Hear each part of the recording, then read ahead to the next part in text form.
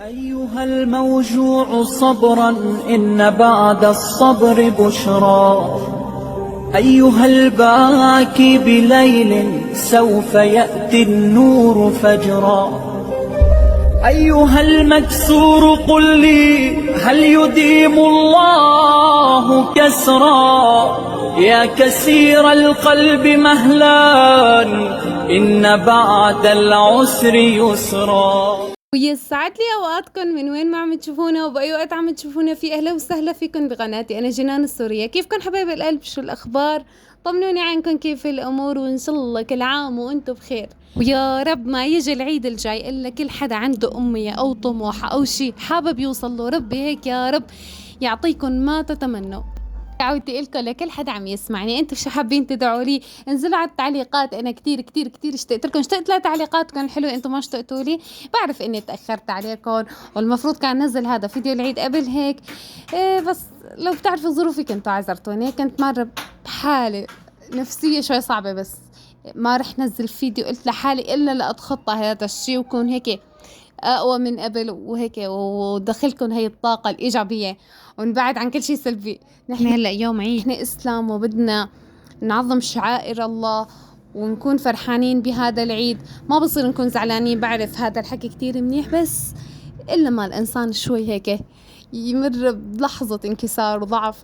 فالحمد لله رب العالمين بعدين هيك نشطنا وطلعنا. فخليكن معنا، والجديد على القناة بتمنى تشتركوا وفعلوا زر الجرس ليوصلكم منا كل جديد. بتمنى ما تنسوا الضغط على زر اللايك فضلا منكم وليس أمر. ربي يسعد لي إياكم يا أحلى عيلة بالدنيا.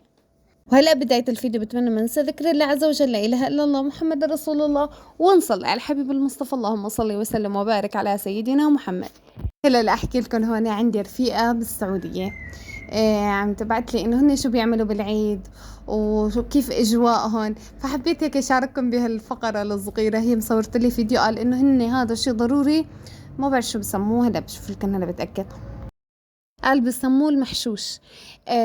هو نحن نسميه قاورما، هي بنسميه قاورما، وهيك بنسويه بنفس الطريقة إلا نحن بنقلها قاورما، هن بيقولوا له المحشوش. والأكثر منطقة هنا مشهورين في أهل الجيزان، أو ما بعرف المنطقة يمكن أنا مخربطة شوي. المهم قالت لي إنه هي ضروري نعملها بالعيد، وأهم شي نعمله. فأنتوا خبروني من وين عم تتابعوني وشو العادات اللي بتعملوها بالعيد. انزلوا على التعليقات هلا وخبروني شو عملتوا وشو عم تعملوا وشو رح تعملوا هيك بقية أيام العيد. هلا هون بالسارة اجت لعندي بنت عمي وجارتي، وهيك حطينا صحن بطيخ وشو اسمه حلاوة الجبن وعصير وهيك، وقعدنا سهرنا بالبرندة. أول يوم قلت لكم أنا كانت النفسية مدمرة. اخذت الاولاد هيك يمكن ما في ربع ساعه على الملاهي ورجعنا على البيت. قلت لهم ماما والله ما فيني حيل وما فيني عزم وقف. كنت ماني نايمه كمان وهيك وضعي ما كان منيح، فرجعنا على البيت. هلا تاني يوم كنا احسن الحمد لله، ورجعنا طلعتهم واخذتهم هيك على اماكن هن بيحبوها. هو العيد للاولاد يعني وقت هن يفرحوا ونحن ناخذ هي السعاده منهم. ومن امبارح زعلوا كتير انه ما طلعنا من البيت، ووقت اخذتهم هيك على الملاهي قالوا انه ما هيك ما قعدوا ربع ساعه مشان الله امي ما بدنا نرجع. قلت لهم خلص والله بعوض لكم اياها بكره بيكون اليوم كله على ذوقكم، فاليوم كله على ذوق اولادي. هلا بنشوف شو رح نعمل، كل شيء رح يطلبوا رح نفذ لهم اياه، فالله يستر. خليكم معنا لنشوف. اول ما جبتهم لهون قالوا لي امي ما حبيناها انه كتير معجوقه وما حلوين ابدا الالعاب فيها، فكان على ذوقهم ورجعنا اجينا لهي مكان تاني. بس عن جد هون الالعاب احلى، مثل ما كنتم شايفين كل شيء غير هون، غير المكان اللي كنا فيه قبل. هلا ويام جنني هون يعني. وسام وجنان وين ما طلعوا يطلعوا يلعبوا لحالهم عادي، الا هو متمسك فيني. اطلع لحالك يبكي اللي ما بدي بدي انا اطلع معه مشان يطلع. قل له والله امي انا بخاف اكتر منك، وين بدك تطلعني فيها هيك. المهم من كتر ما نق علي انه هو ما بسترجي يطلع لحاله طلعنا. يعني حاولت صور لكم بالبداية، بس بعدين من كتر ما خفت منيح ما سلت الموبايل، يعني ما بعرف، يعني كنت كتير خايفة. أنا كتير بخاف. أنت بتخاف وياه؟ أنا بخاف لحالي، يعني كل ما ماما ما بخاف. يخلي لي قلبه أنا. يلا شوفي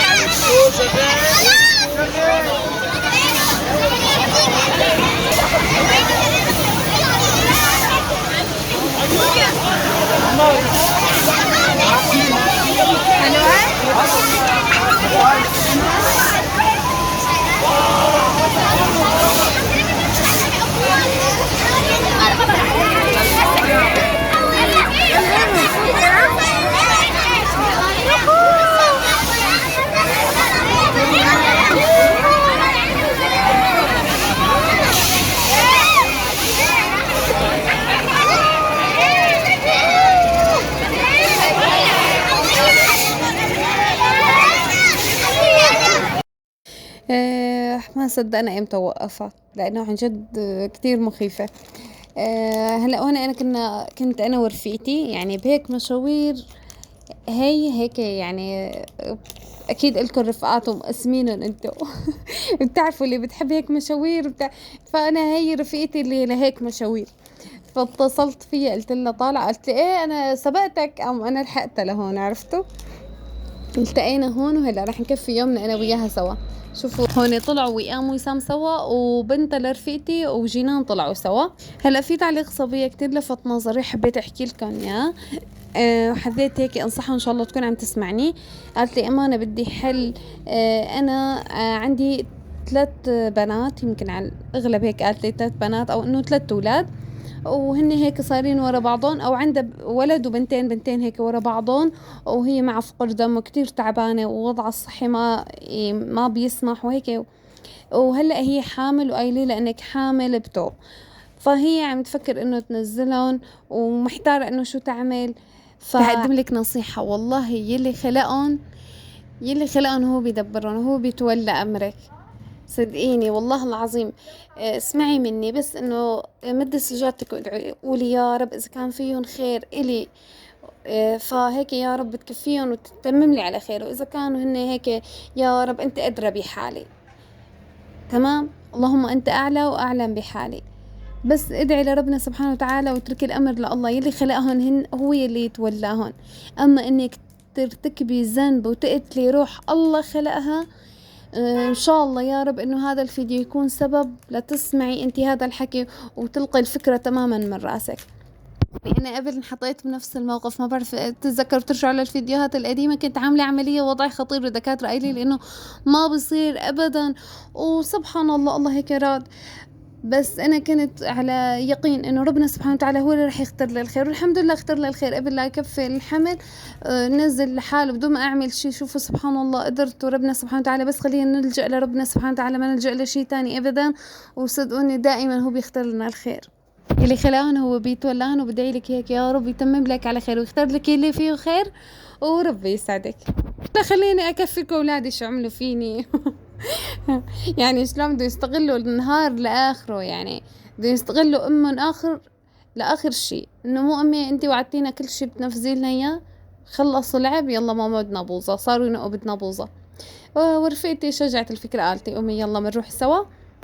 المهم محل ما كنا بالالعاب قريب على دوار كفر سوسة، جينا تمشاية بقى وقعدنا هنا اكلنا بوظه. المهم ان الاولاد انبسطوا، عندي ضحكتهم بالدنيا كلياتها. ربي يا ربي يسعدهم ويجعل اياهم من الصالحين حفظة القرآن. ولادي ولادكم ولاد كل مين عم يسمعنا، قولوا امين. وشكرا لدعواتكم، شكرا من القلب. ما بتتخيل قديش دعواتكم عم تفرح لي قلبي، انه الله يجبر خاطرك، الله يرزقك فيت، الله يا رب يا رب. شو بفرح بتعليقاتكم، الله يخلي لي اياكم.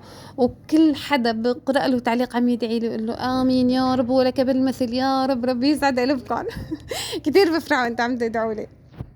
فكتير صبايا بيقولوا لي ادعي لنا. والله اول ما شفت تعليقكم بدعي لكم، حتى اذا ما رديت عليكم احيانا على السرعه ما عندي وقت، بس يا ربي هيك تفرج هم كل مهموم. بس اكثر التعليقات صبايا بيقولوا لي ادعي لنا الله يطعمنا ذريه. فهي اللي كنتي بدك تنزلي اسمعي، والله كتير ناس مشتهيه ومتمنيه، فلا تكوني ترفسي النعمه اللي الله رزقك اياها.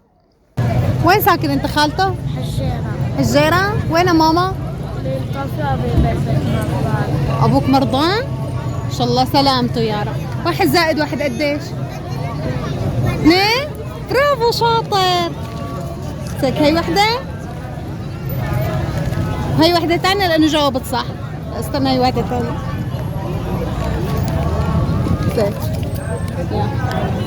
يلا باي يا عمري يا حبيب قلبي. شو انكسر خاطري وقت قال لي امي متوفيه.